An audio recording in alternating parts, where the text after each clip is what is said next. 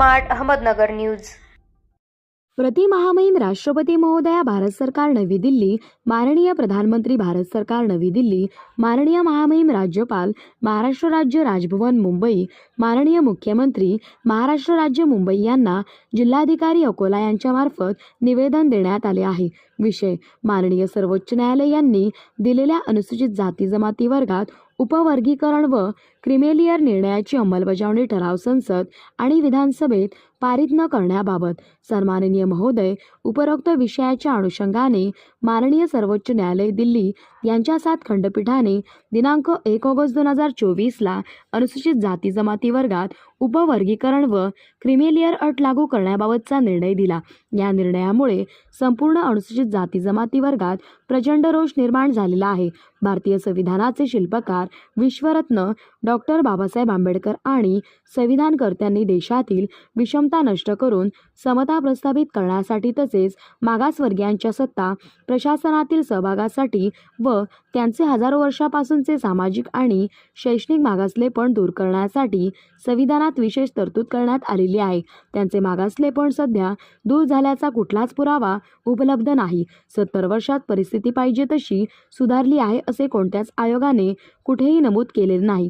असे असताना सुद्धा सर्वोच्च न्यायालयाने अनुसूचित जाती जमाती उपवर्गीकरण आणि क्रिमिलियर बाबत नमूद केलेत मत तसेच अन्यायकारक असून स्वातंत्र्य, समता, बंधुत्व, न्याय या तत्वाला छेद देणारे आहे। महामहिम राष्ट्रपती महोदय, भारत सरकार व इतर वरील मान्यवरांना अकोला जिल्ह्यातील अनुसूचित जाती जमाती अधिकारी, कर्मचारी व सर्व मागासवर्गीय सामाजिक संघटनांच्या वतीने नम्र निवेदन करण्यात येत आहे की या निर्णयाची अंमलबजावणी करण्यासाठी संसदेत किंवा विधानसभेत कोणताही ठराव पारित करण्यात येऊ नये। याबाबत सकारात्मक निर्णय घेण्यात यावा जेणेकरून अनुसूचित जाती जमातीच्या वर्गावर अन्याय होणार नाही, ही नम्र विनंती।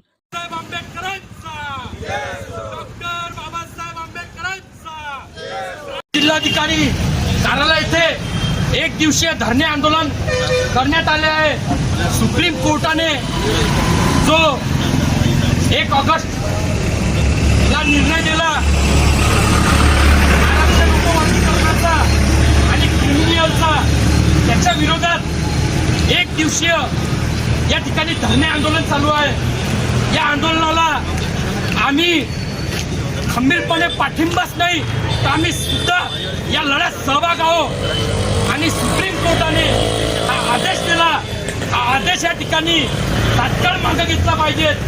या मागणीसाठी हे 1 दिवसीय धरणे आंदोलन या ठिकाणी करण्यात आले आहे। सध्या सुप्रीम कोर्टाने जो आदेश दिला उपवर्गीकरणाचा, हा आदेश या ठिकाणी पुन्हा चतुर्वर्ण व्यवस्था या देशात निर्माण करण्यासाठी हा आदेश देऊन या ठिकाणी 4 वर्ग या ठिकाणी निर्माण करण्यात आले। अ, ब, क, ड वर्ग जो निर्माण करण्यात आला त्या ठिकाणी पुन्हा चतुर्वर्ण पद्धत निर्माण करण्याचा हा डाव सुप्रीम कोर्टानं केला आणि सुप्रीम कोर्टाच्या खांद्यावर बंदूक देऊन पार्लमेंटनं त्या ठिकाणी सुप्रीम कोर्टाने समोर करून हा आदेश घेण्यासाठी मजबूर केला।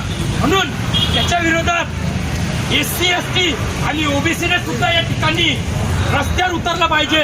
हा निर्णय या ठिकाणी सुप्रीम कोर्टानं कसा लागू केला यावर सुप्रीम कोर्टाला जवाब विचारला पाहिजे।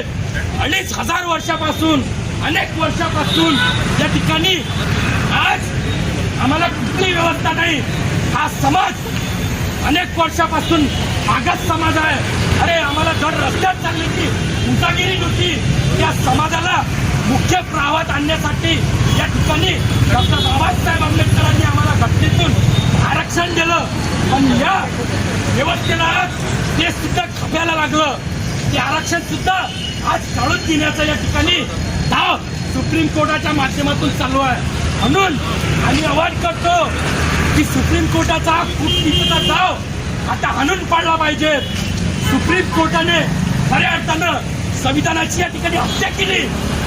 संविधानाच्या विरोधात या देशात हा निर्णय दिला। सुप्रीम कोर्टाला हा निर्णय देता येत नाही, पण सुप्रीम कोर्टाला या ठिकाणी हा निर्णय घेण्यासाठी पार्लमेंटने या ठिकाणी मजबूर केलं। म्हणून आम्ही आवाहन करतो अनुसूचित जाती जमाती आणि ST, SC ला की प्रत्येकांनी या लढ्याच्या विरोधात सहभाग होऊन सुप्रीम कोर्टाचा हा निर्णय मागे घेण्यासाठी आपण रस्त्यावर उतरलं पाहिजे. आणि जोपर्यंत हा निर्णय मागे घेत नाही तोपर्यंत खंबीर या ठिकाणी एक क्रांती पेटवली पाहिजे. एवढ्याच्या माध्यमातून मी आवाहन करतो, बाबासाहेबांनी रक्ताचं पाणी आणि हाडाचं पीठ करून या ठिकाणी